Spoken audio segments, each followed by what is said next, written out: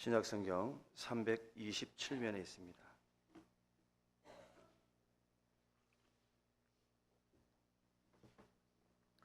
골로새서 3장 12절에서 17절까지의 말씀입니다. 우리 찾으셨으면 한 절씩 하나님 말씀 교독하시겠습니다.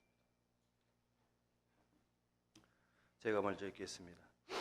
그러므로 너희는 하나님이 택하사 거룩하고 사랑받는 자처럼 긍휼과 자비와 겸손과 온유와 오래 참음을 옷 입고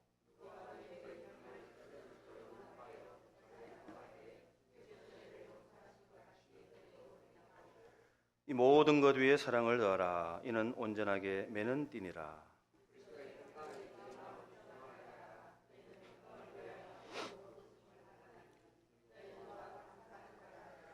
그리스도의 말씀이 너희 속에 풍성히 거하여 모든 지혜로 피차 가르치며 권면하고 시와 찬송과 신령한 노래를 부르며 감사하는 마음으로 하나님을 찬양하고 또 무엇을 하든지 말해나 이래나 다 주 예수의 이름으로 하고 그를 힘입어 하나님 아버지께 아멘. 할렐루야. 예. 잘 지내셨죠? 예. 밤새 안녕하셨나요? 예. 근데 표정이 많이 다들 아파 보이십니다. 힘내시고 오늘도 기도로 승리할 줄로 믿습니다.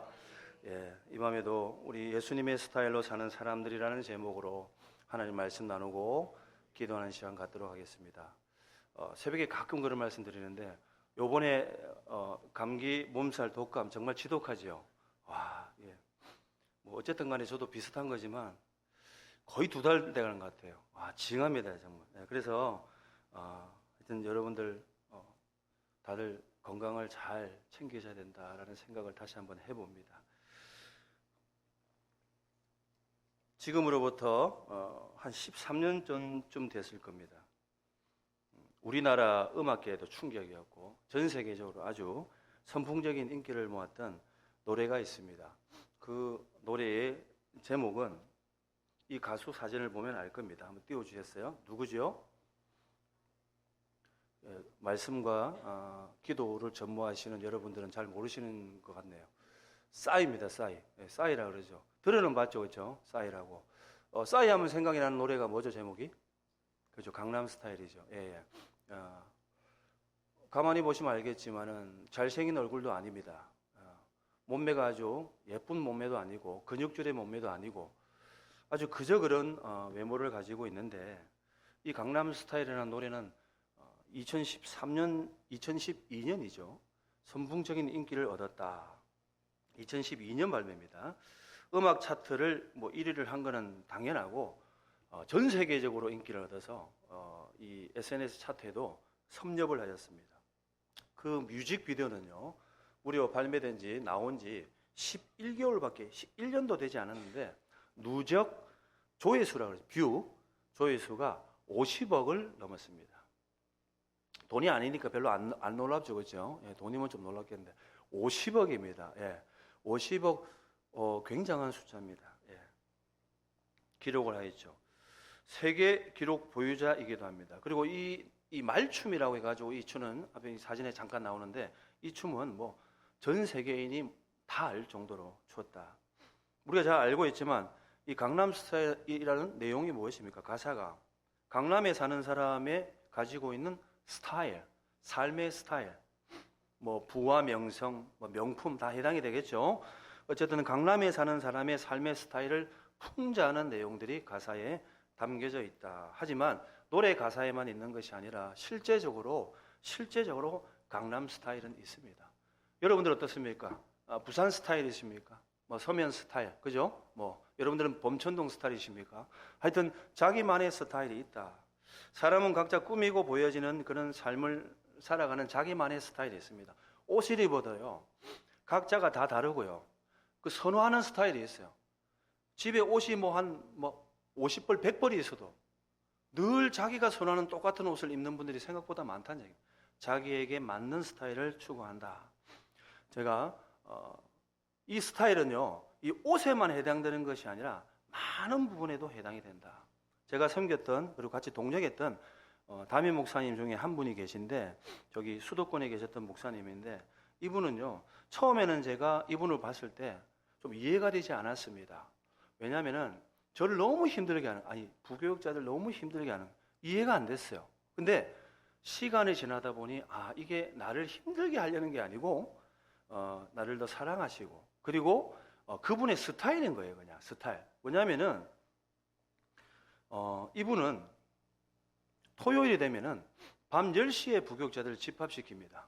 그 12시까지 회의를 합니다. 이해 안 되죠? 저도 이해가 안 됐습니다. 12시 넘어가지고 해산을 시켜요. 그러고 나서 주일날 새벽 기도회를 5시에 인도하러 나옵니다. 누가요? 제가요. 근데 5시에 인도하러 나오려면 몇 시에 나와야 되냐? 3시 반에 나와야 됩니다. 왜? 3시 반에 나와서 4시까지 교회불을 다 켜고 4시 조금 넘으면은 운행을 해야 됩니다. 또 돌아와서 설교를 하고 마치고 또 운행을 해야 됩니다. 그러니까 이런 삶을 살은 거죠. 처음에는 조금 불평과 불만이 있었지만 나한테만 왜 그러지? 근데 알고 보니까 그게 아니었다는 거죠. 그러니까 이분의 사역의 스타일이다. 그리고 이분은 어떻게 하시느냐? 새벽 4시까지 잠을 안 잡니다. 이분은 뭐 하느냐? 그때 설교를 준비하는 거예요. 새벽 기도에도 새벽 4시까지 설교 준비하고 주일 전에도 새벽 4시까지 설교 준비해요. 평일날도 새벽 4시까지 준비한다. 왜? 새벽 기도 인도하고 나서 이제 그때 어디로 간다고요? 주무시러 가는 거예요. 그래서 몇 시까지 주무시나? 11시까지 주무십니다.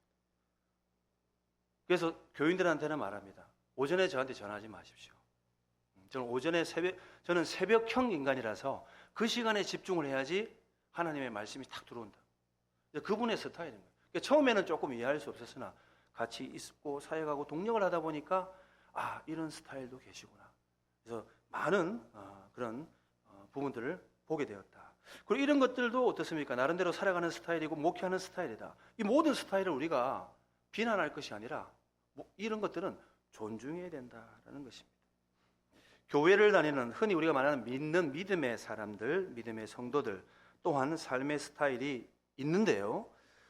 세상 사람들과 똑같다고 한다면 어떻게 되겠습니까? 그것은 진정한 그리스도인이라 말할 수 없다라는 것입니다. 뭔가 달라도 달라야 한다라는 것입니다. 그렇습니다. 그래서 예수님께서도 마태복음에 보게 되면은 산상수훈의 산상설교의 말씀을 통해서 천국 입성하는 조건에 대해서 이렇게 귀한 말씀을 전하시죠. 많은 것이 있지만 많은 말씀들이 있지만 특별히 주시는 말씀이 이러한 말씀이 있습니다. 마태복음 5장 20절 말씀 우리 한번 읽어볼까요? 다 같이 시작.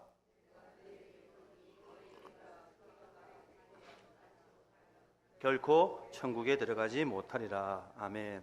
천국 입성의 조건에 대해서 말씀하고 있지요. 뭡니까? 너희 의가 서기관과 바리새인보다 더 낫지 못하면이라고 말씀하고 있습니다. 이에 이어지는 말씀에서 또한 이러한 말씀을 하시는데요. 47절도 한번 읽어봅니다. 5장 47절 함께 시작.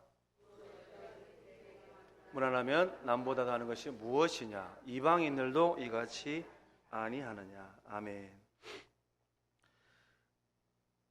20절 말씀처럼 너희 의가 서기관과 바리새인보다 더 낫지 못하면, 그러니까 천국 입성을 하기 위해서는 너희가 그들보다 더 나아야 된다. 그러면 남보다 더 나아야 되는 것, 더 하는 것, 플러스 되는 것이 무엇이냐라고 47절에 말씀하고 있죠. 더 낫지 못하면 47절도 죄송합니다. 또 너희가 너희 형제에게만 무난하면 남보다 더 하는 것이 무엇이냐 말씀이 여기서 보면은 남보다 더 하는 것이 무엇이냐라고 하고 있습니다. 이렇게 물으시면서 이 말씀 가운데 남보다 더 하는 것, 이것은 곧 믿는 자가 아닌 사람, 이방인보다 우리가 더 해야 되는 삶이 무엇이냐, 이것을 한마디로 표현하면 무엇입니까? 바로 그리스도인의 삶이다라는 것입니다. 이처럼 세상 사람들보다 우리가 더 나은 삶, 남보다 더 하는 삶, 욕심을 다하고 욕망을 다하는 삶이 아니라 섬기고 봉사하고 희생하는 일에 더하는 삶이 되어야 그것이 진정한 크리스찬의 삶이 되어야 된다. 크리스찬의 삶의 스타일이라고 우리 예수님께서는 말씀하고 있다라는 것입니다. 주일 신앙 지키는 것 중요하죠. 예배드리는 거 다 중요합니다. 하지만 세상 사람들과 똑같아서는 안 된다. 그러니까 주일만 지키는 신앙이 아니라 하나님 앞에 온전한 어떻게 예배자로서 서야 된다는 것을 강조하고 있다라는 것입니다. 또한 우리가 너무나 잘 알고 있죠. 주님이 십자가를 지시기 위해서 예루살렘에 올라가실 때에 제자들은요, 예수님의 진짜 그 마음들을 헤아리지 못하였다라는 것입니다. 그 사실을 알지 못하고 예수님께서 단지 어떻습니까? 이 땅의 왕으로, 다윗과 같은 왕으로 오실 거라고 생각을 했다. 그렇기 때문에 너무나도 큰 기대를 하고 있었다라는 것입니다. 그들에게는 어떻게 보면요, 영적으로는 무지함으로 나아가는 그런 상황이었다라는 것입니다. 자, 이때에 예수님의 제자 가운데 세베대의 두 아들, 우리 잘 알고 있죠? 세베대의 두 아들이 있었습니다. 그 세베대의 두 아들, 야고보와 요한이라고 하죠. 이 두 아들의 어머니가 등장을 하는데 함께 있다가 이 상황을 보고 예수님과 함께 있다가 상황을 보고 어머니가 발빠르게 먼저 이러한 제안을 하게 됩니다. 아니 부탁을 하게 되는 것이죠. 마태복음 20장 20절 21절 말씀을 한번 읽어봅니다. 20절 21절입니다. 같이 시작.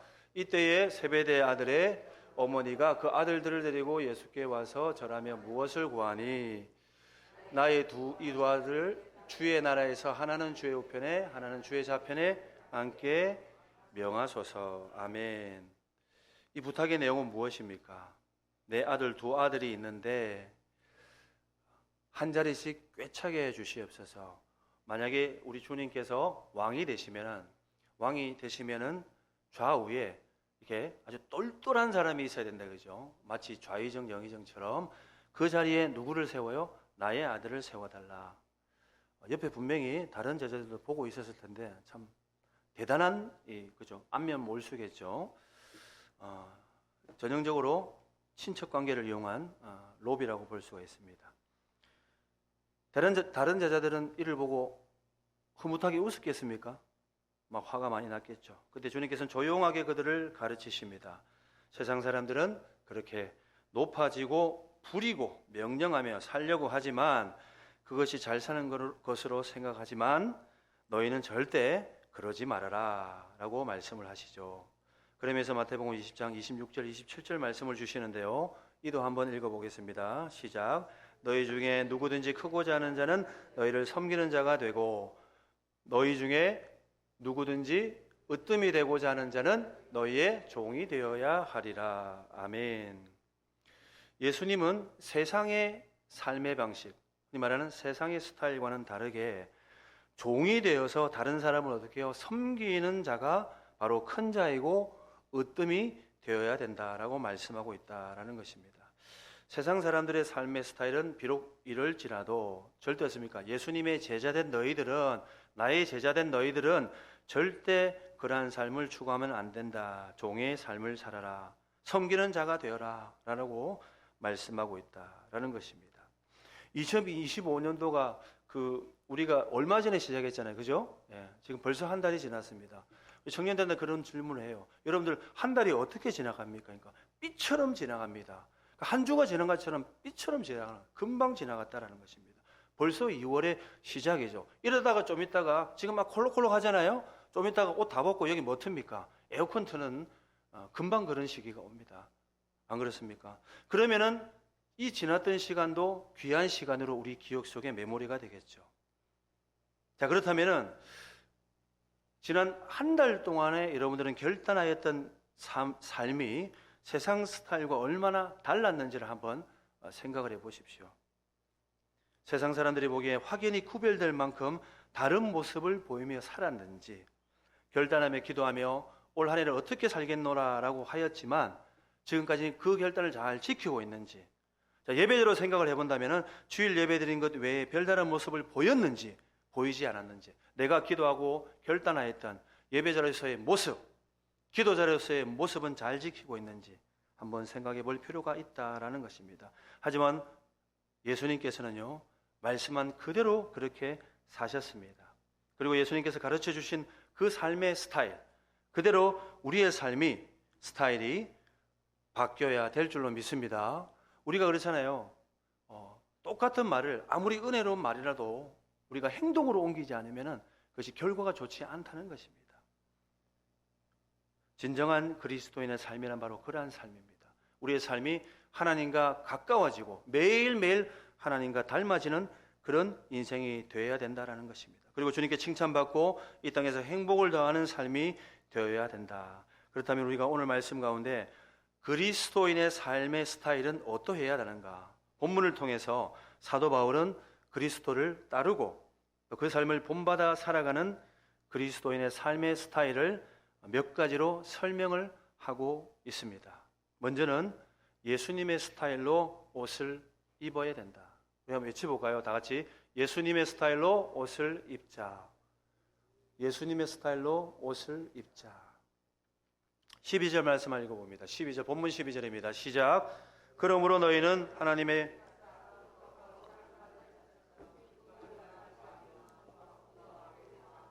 옷 입고 아멘.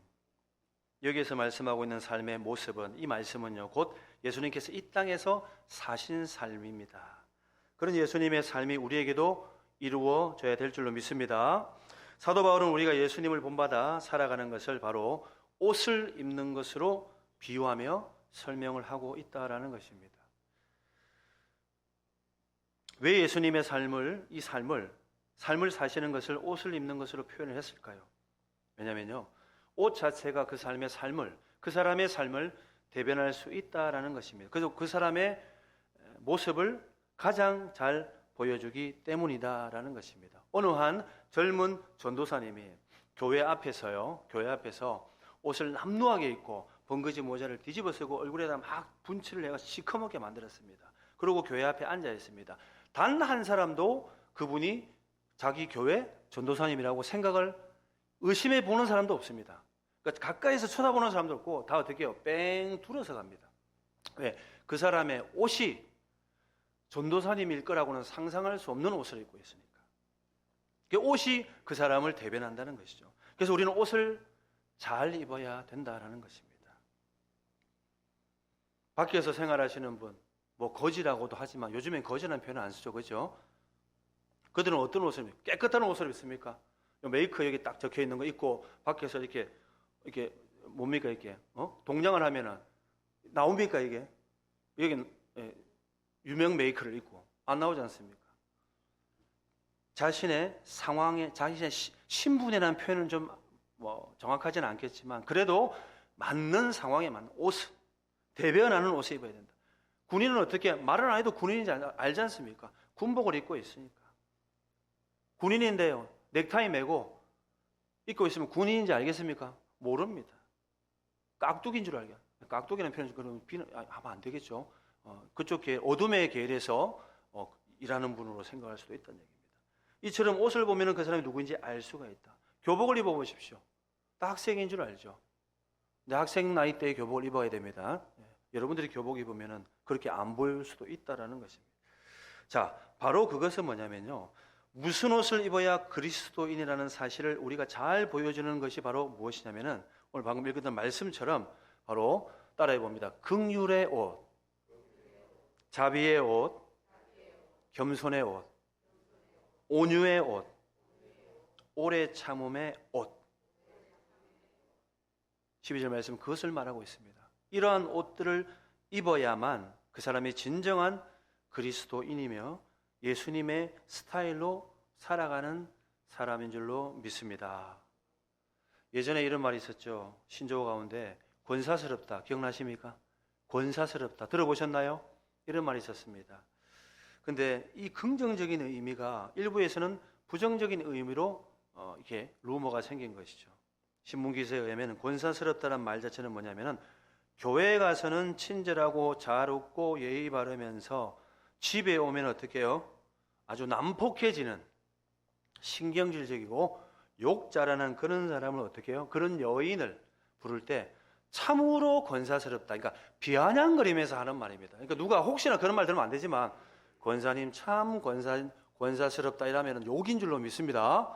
욕이에요. 진짜 권사스럽다는 그런 뜻이 아니라 그런 의미를 가지고 있다. 안타까운 표현이죠.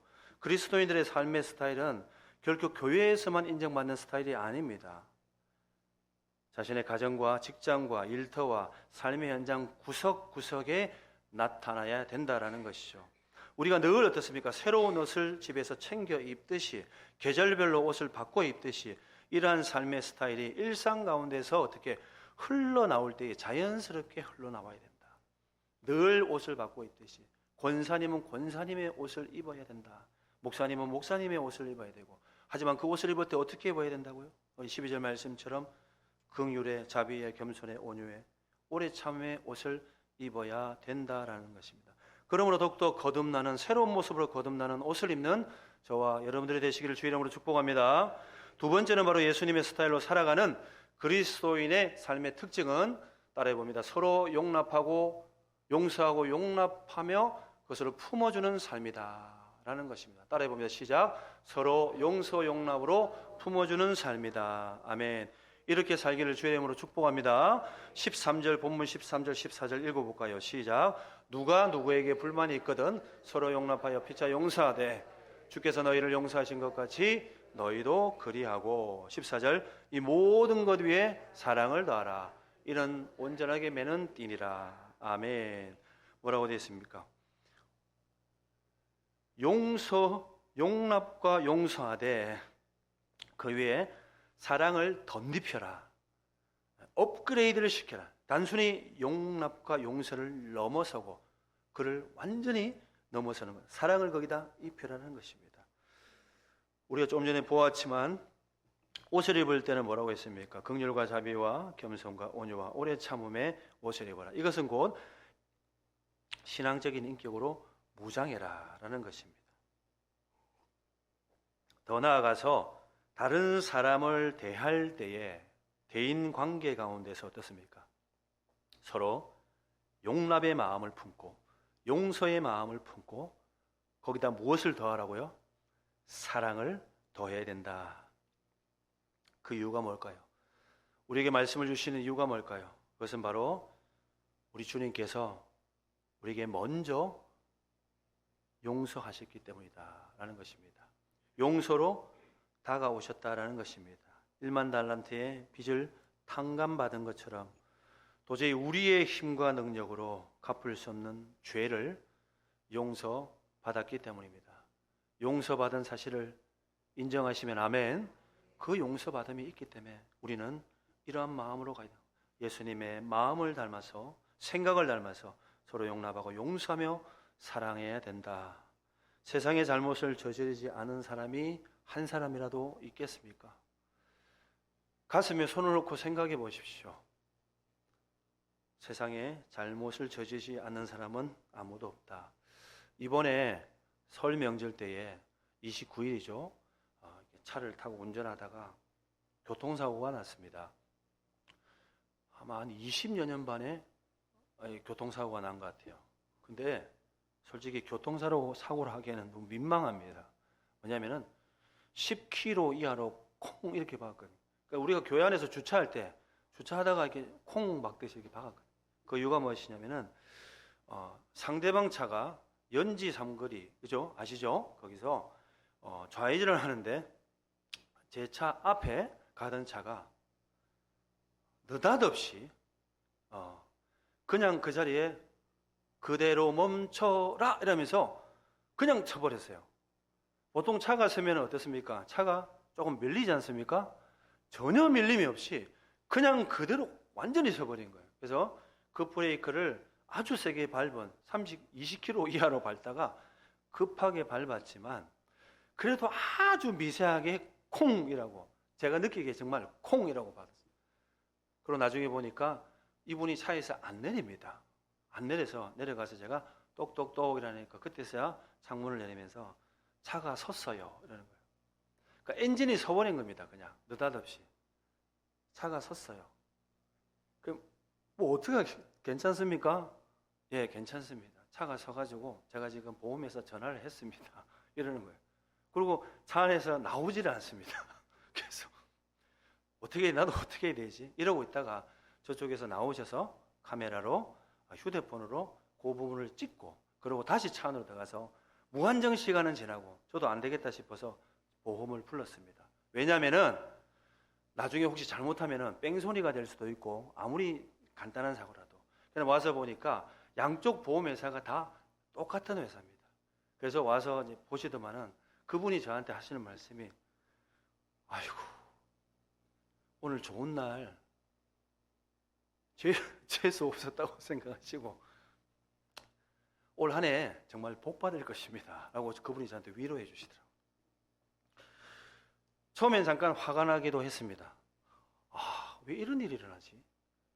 정말 콩 이러고 박았는데. 그리고 마음을 스스로 하고, 그래 내가 그래도 어떤 사람인가, 내가 이런 마음을 가지자, 용서하고 용납하자, 이런 마음을 가졌어요. 그리고 추스리기도 하고, 옆자리에는 제 배우자가 차고 있었습니다. 예. 그러고 있다가 3일 뒤에 연락이 왔습니다. 설날이 끝나고 나서. 어떤 연락이 왔느냐, 병원에 들어누웠답니다. 이게 10kg 이하로 콩 이러고 박았는데 병원에 들어누웠다길래, 그래서 그래도 저는 용서하기로 했습니다. 같이 들어눕지 않았습니다. 예.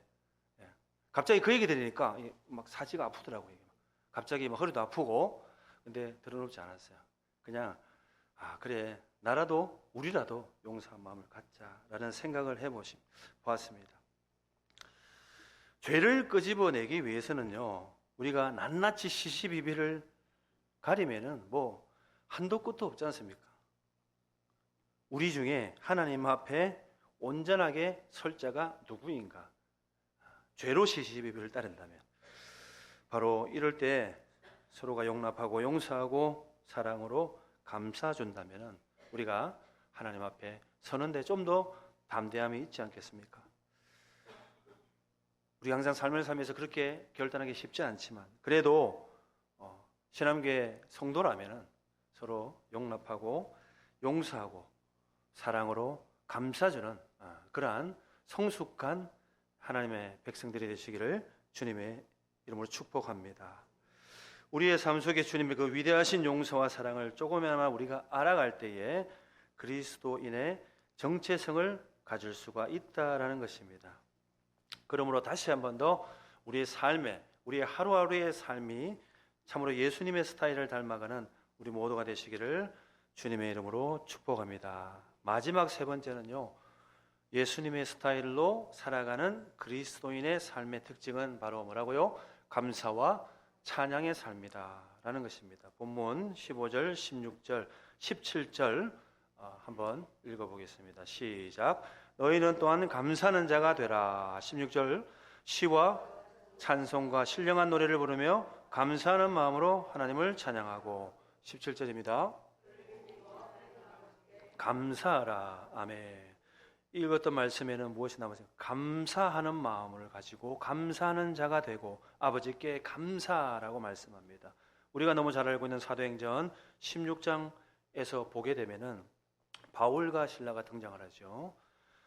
점치는 여종에게서 귀신을 쫓아내었다는 그 이유 때문에 매를 맞고 감옥에 갇히게 됩니다. 이때 바울과 실라는요, 감옥에서 하나님께 기도하고 찬양을 하였다라는 것입니다. 우리가 너무나도 잘 알고 있는 말씀이죠. 제가 읽어드리겠습니다. 16장 25절에 보면요, 한밤중에 바울과 실라가 기도하고 하나님을 찬송하며 죄수들이 듣더라. 아멘. 한밤중에 감옥에 갇혀 있는데 바울과 실로는 하나님을 찬송하였습니다. 매를 맞고 감옥에 갇혔지만 의기소침하지 않았다라는 것이죠. 중요한 것은요, 감사하고 찬양하였다.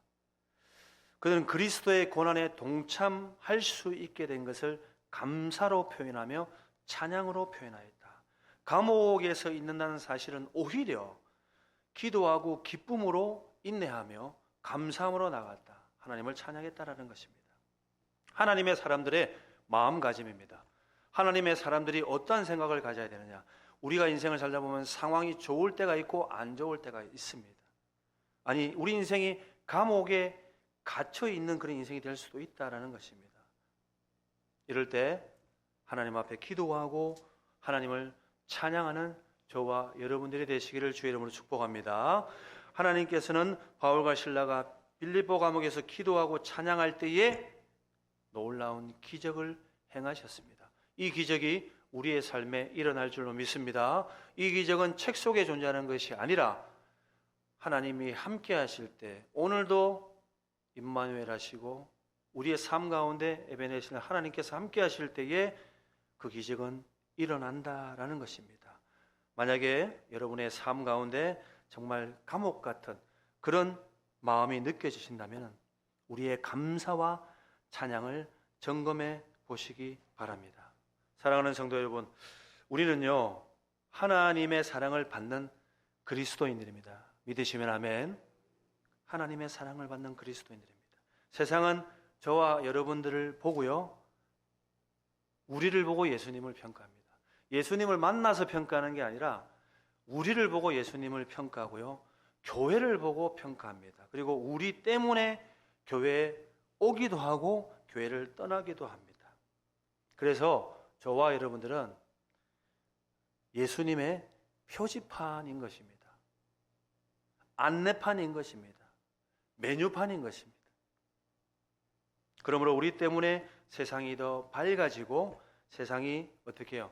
주님께 돌아오고, 그리고 우리 때문에 오히려 구원의 문이 활짝 열리는 역사가 일어날 줄로 믿습니다.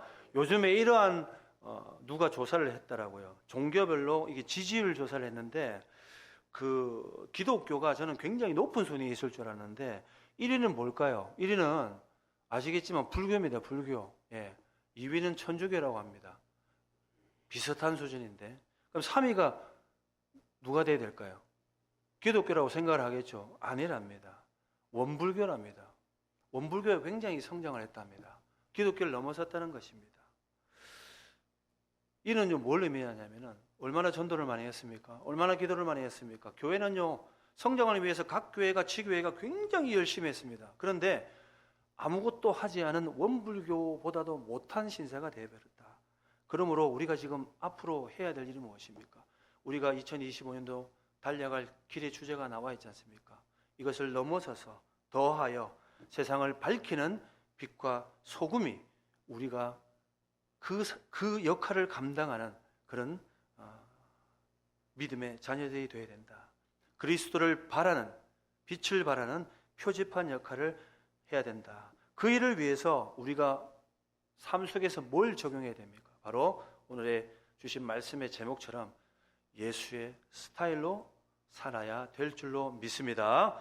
말씀을 정리합니다. 우리가 기억하기를 원합니다. 우리 그리스도의 삶의 스타일은 뭐라고요? 3가지 기억하십니까? 먼저는요, 내 자신이 먼저 예수님의 옷을 입어야 된다. 세상의 옷이 아닌, 세상의 유행의 옷이 아닌 오직 예수의 옷으로 입어야 된다. 그 예수의 옷이 뭐라고요? 긍휼과 자비와 겸손과 온유와 오래 참음의 옷을 입어야 될 줄로 믿습니다. 두 번째는 이웃과의 관계 가운데 우리가 어떻습니까? 예수님의 옷을 입고 더 빛을 발해야 되는 것은 무엇이냐면 먼저 다가가서 어떤 일이 생기더라도 용납하고 용서하고 거기에 더하여 사랑으로 감싸고 더하는 그런 삶을 살아야 될 줄로 믿습니다. 마지막으로 무엇보다 하나님과의 관계 가운데 저와 여러분들은 감사하는 자가 되어야 된다라는 것입니다. 감사하고 하나님의 은혜를 찬양하는 그런 인생을 사시기를 주님의 이름으로 축복합니다. 무엇보다 결단하실 때에 우리 신앙교회 모든 성도들이 오직 예수님의 스타일로 살아가시기를 주님의 이름으로 축복합니다. 함께 찬양하겠습니다.